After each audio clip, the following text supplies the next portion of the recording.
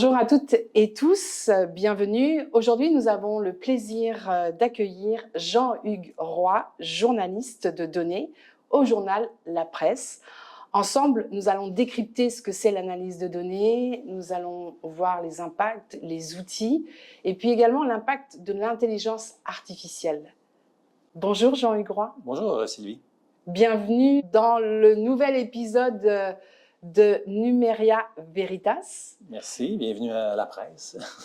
Exactement, nous sommes dans les locaux de La Presse, donc à Montréal, le journal de La Presse.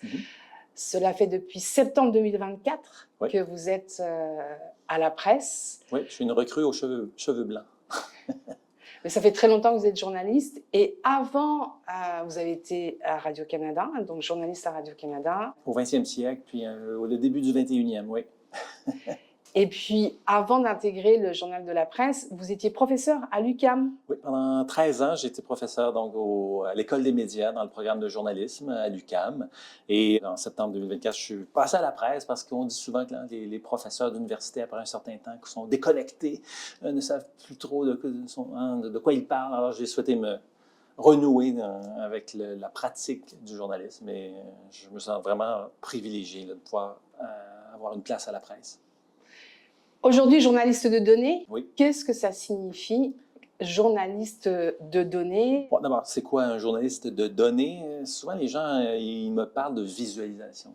On pense que ça s'arrête à ça, ça ne sert qu'à ça, le journalisme de données, à produire des graphiques interactifs ou sports. Oui, ça fait partie du journalisme de données, mais c'est pas la partie que je préfère. C'est la partie émergée de l'iceberg du journalisme de données. Sous l'eau, 90% du travail du journaliste de données se fait en amont de la publication d'un article. Donc, il s'agit d'aller extraire des données, de les traiter, des gros jeux de données qui vont servir, qui vont être en appui là, à un reportage. C'est un travail, c'est ce travail-là que moi je préfère, de fouiller, de se poser une question et d'aller chercher la réponse, voyez-vous. Et donc, en seulement 4 mois, ici à La Presse, je me suis amusé avant les fêtes à calculer. J'ai travaillé sur quoi au juste? J'ai travaillé sur une trentaine d'articles en tout et pour tout. Mais ces articles-là ont nécessité que je rédige à peu près 216 scripts en langage Python, des scripts informatiques, pour réaliser toutes sortes de tâches, ou des carnets Jupyter Notebook. 40 000 lignes de code. J'ai généré ou je suis allé télécharger à peu près 310 000 fichiers CSV ou Excel ou LibreOffice, 141 gigaoctets de données qui ont été en appui donc, de ces articles-là ou d'articles à venir. Donc, c'est ça. C'est un travail de mineur, en somme. C'est le minerai, les 141 gigaoctets de données. Puis les articles, c'est un peu le bijou bien finement ciselé qu'on présente au public à la fin. Quels outils précisément vous utilisez? Bon, je vais vous faire une confession, moi je déteste Excel, mais j'adore les tableurs, donc c'est pas d'Excel dont je me sers principalement, je m'en sers le moins souvent possible, je préfère utiliser LibreOffice, qui est un logiciel qui fait la même chose qu'Excel en somme. En fait, c'est le calque qui est à l'intérieur de la suite LibreOffice qui fait le même travail, quelques minimes différences là, près d'Excel, ou sinon Google Sheets. C'est un outil formidable pour des plus petits jeux de données, évidemment, puis pour partager des données avec des collègues, Google Sheets, c'est parfait. Mais d'ordinaire, ce que je fais quand j'ai des plus gros, des jeux de données légèrement plus costauds, voilà, c'est Google, c'est Calc, LibreOffice dont je me sers. Et vraiment, c'est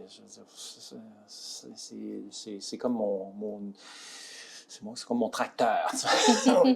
C'est ce que j'utilise le plus pour extraire du sens de jeux de données. Typiquement, ce que je vais faire, oui, parfois il y a des données ouvertes, il y a des fichiers qui sont là, qu'on peut télécharger. Bon. Mais quand ce n'est pas le cas, moi, je préfère aller chercher mes données moi-même en faisant du moissonnage sur le web, par exemple. Alors, qu'est-ce que vous entendez par moissonnage? Du moissonnage, c'est ma traduction en français du scraping. Le web scraping, c'est la collecte automatisée de données qui sont sur le web, essentiellement. Et ce que j'aime bien faire aussi, c'est de découvrir des voilà, c'est pas nécessairement sur les pages web, c'est pas nécessairement des informations qui apparaissent sur une page web. Souvent, dans un site web, il y a plusieurs fichiers en arrière-plan qu'on ne voit pas nécessairement sur l'écran, sur le rendu HTML. Il y a des fichiers en arrière-plan qui aident à générer cet affichage-là, mais qui contiennent des données plus structurées. Alors moi, ce que j'aime bien faire, c'est découvrir ces fichiers qui sont cachés à l'utilisateur moyen, si on veut. Et puis là, voilà, aller extraire les données bien structurées dans ces fichiers-là. Puis voilà, puis en générer une version en CSV que je vais ensuite traiter, faisant des tableaux croisés dynamiques là, justement dans Calc, dans LibreOffice.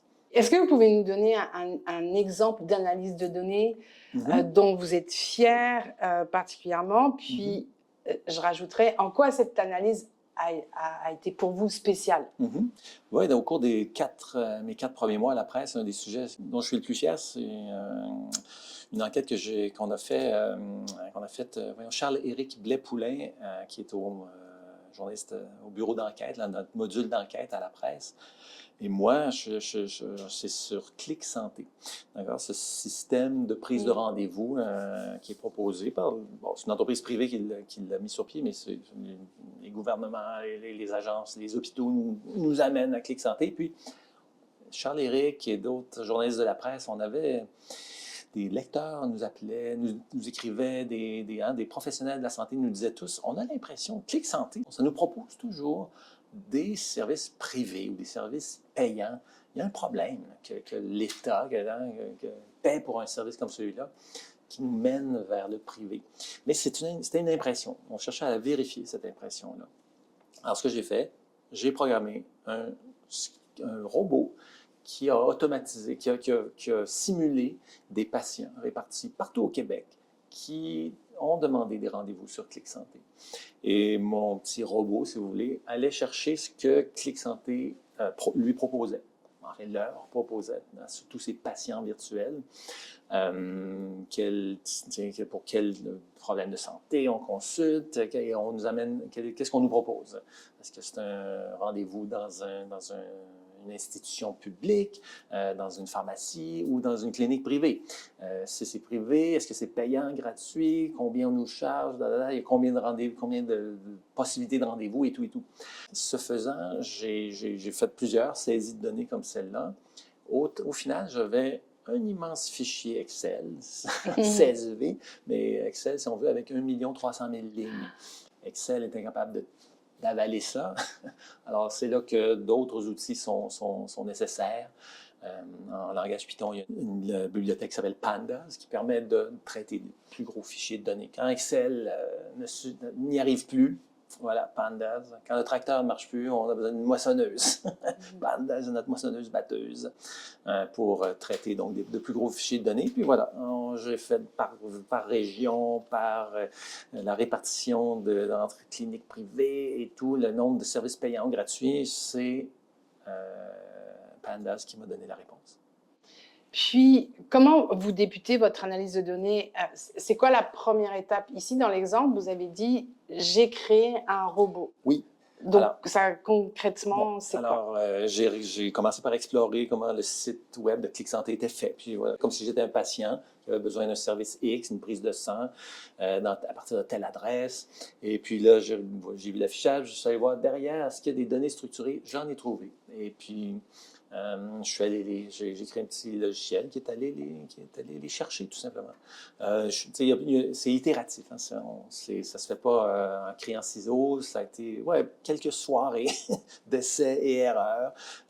Et puis, après un certain temps, j'y suis arrivé, j'y suis parvenu. Et j'ai même montré mon code informatique à l'entreprise qui a créé Clic Santé pour leur expliquer ce qu'on avait fait, pour leur expliquer notre démarche. Et ils n'ont rien trouvé à y redire. Ils ont compris ce qu'on faisait et ils n'étaient pas d'accord avec nos conclusions, mais notre démarche, ils la comprenaient, puis ils ne pouvaient pas... elle était valide, selon eux.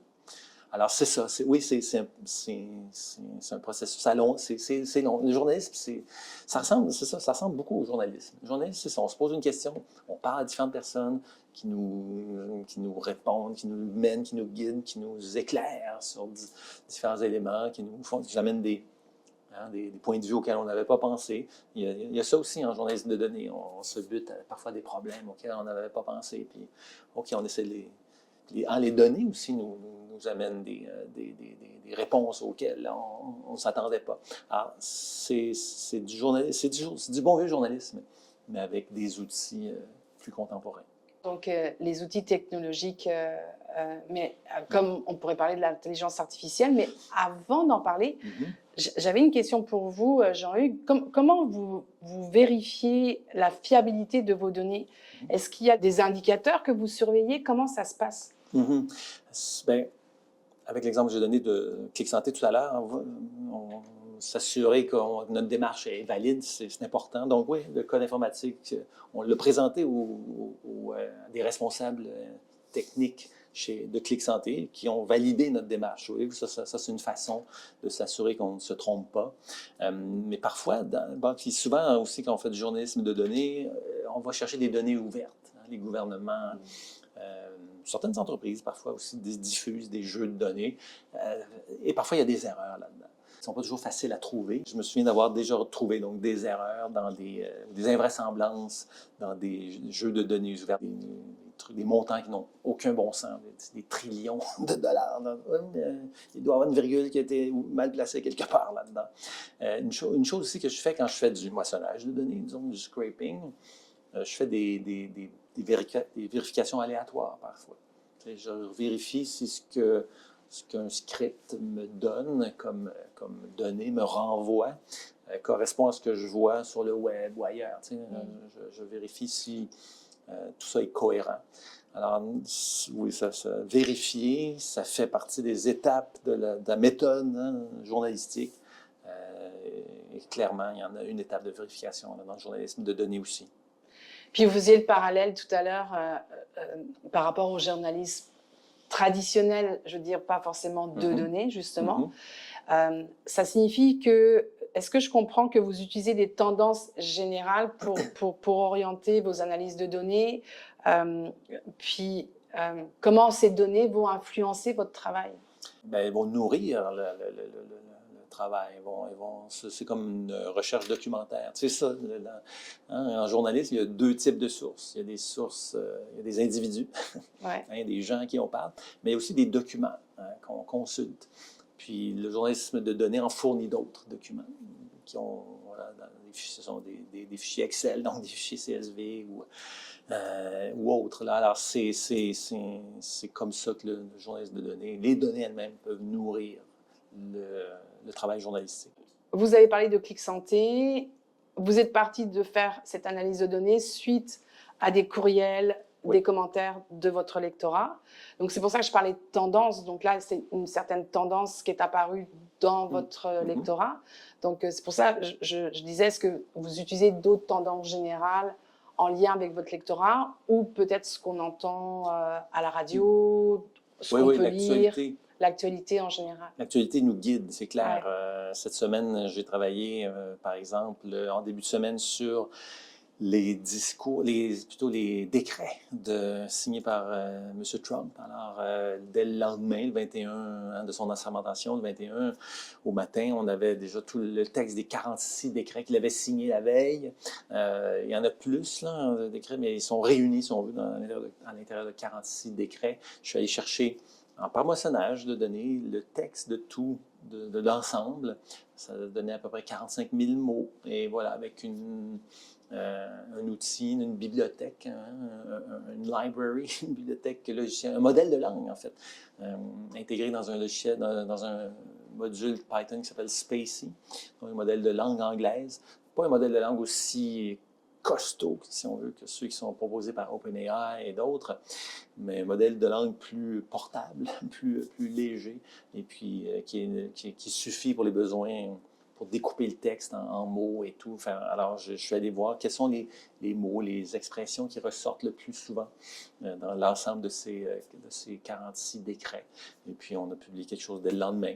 Alors, qu'est-ce qui en ressort? Qu'est-ce qui en ressort? Bien, ce sont des priorités de M. Trump et c'est beaucoup la sécurité. C'était le mot qui revenait le plus souvent.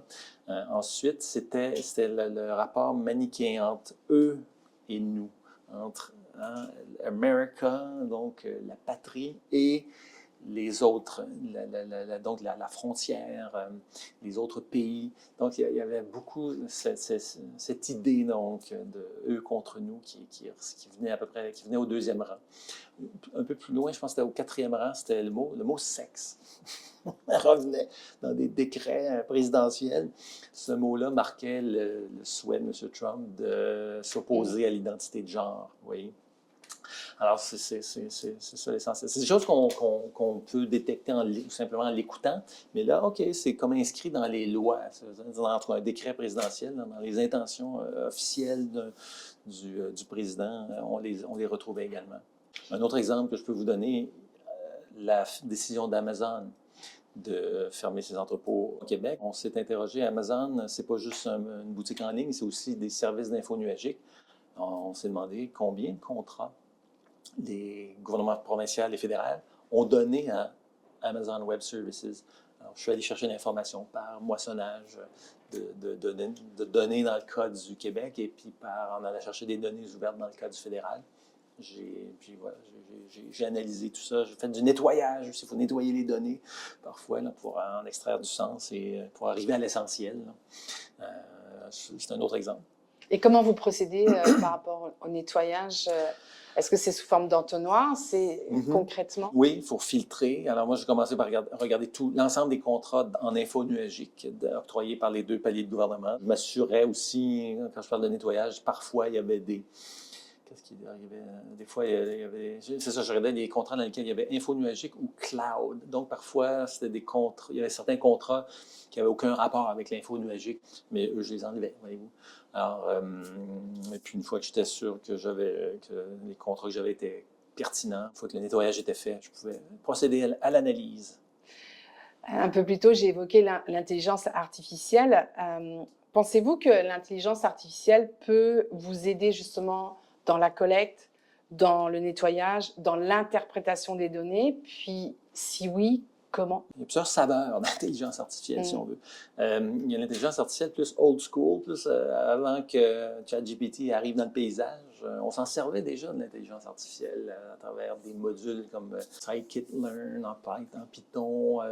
Les modèles de langue sont une forme de proto-intelligence artificielle, si on veut. Et puis donc, ça fait des années que je me sers de ça. J'ai déjà réalisé des reportages quand j'étais à l'UQAM en faisant ce qu'on appelle de la modélisation thématique, du topic modeling. Ça aussi, c'est de l'embryon d'intelligence artificielle, si on veut.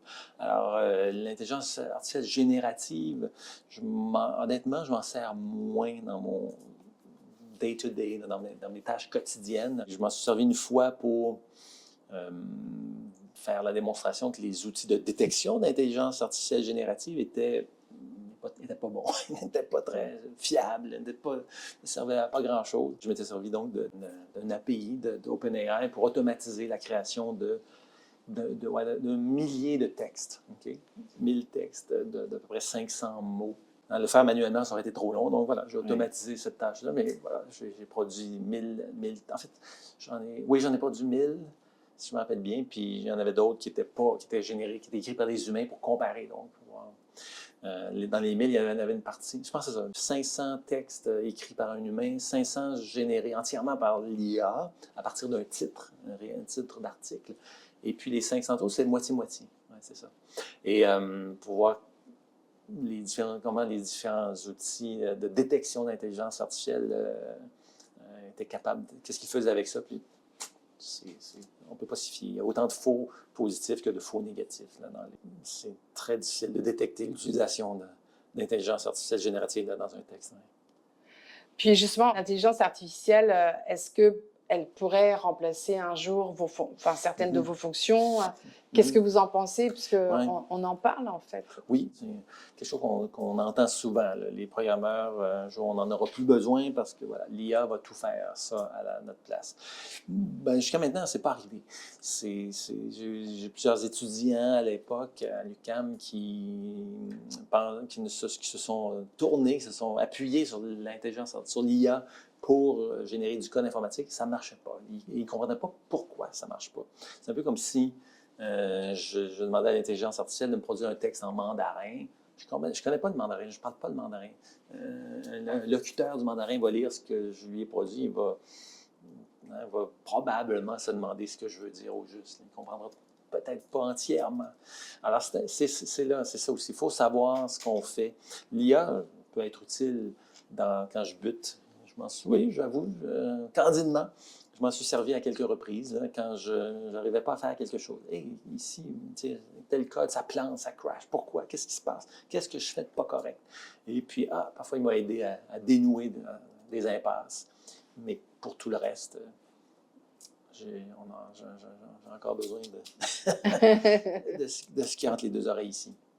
Quand vous dites l'intelligence artificielle vous a dénoué, en fait, ça veut dire que concrètement, vous prenez un outil ChatGPT, c'est Oui. Journey ou un autre outil? Oui, ChatGPT 4o là, sur mon téléphone ou sur un autre ordi chez moi. Écoute, tel truc, qu'est-ce qui se passe? Qu'est-ce que je fais qui n'est pas correct? Souvent dans des carnets Jupyter, une espèce de Collab AI, ça s'appelle, voilà, qui nous aide parfois à dénouer nous aide à comprendre une erreur. OK, parfois ça c'est utile. Mais enfin, pour tout faire, non. C'est comme tous les outils. La plupart des outils que... J'aime bien ce que Éric Scherer disait, un journaliste, un grand patron là, en France, de France Télévisions. Il a déjà écrit quelque chose qui s'appelle Plaidoyer pour un journalisme augmenté. Alors, je pense que c'est ce que l'IA générative fait. Elle nous augmente, comme les ordinateurs, comme les traitements de texte. Un paquet d'autres outils ont augmenté le travail journalistique. L'IA peut nous aider à la rédaction, à la traduction, dans un paquet d'autres tâches. Mais nous remplacer entièrement, pour l'instant, je ne vois pas le jour où ça va arriver.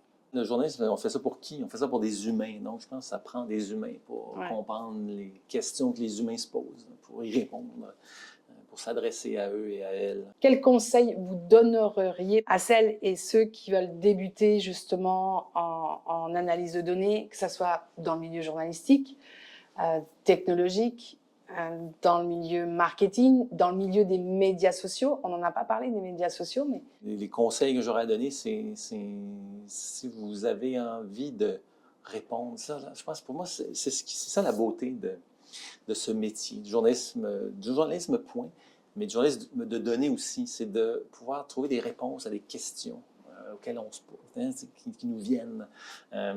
Puis c'est juste, l'analyse de données est un chemin pour trouver la réponse, pour arriver à un moment eureka. Tu sais, tout à l'heure, pendant qu'on faisait la préparation de l'entrevue,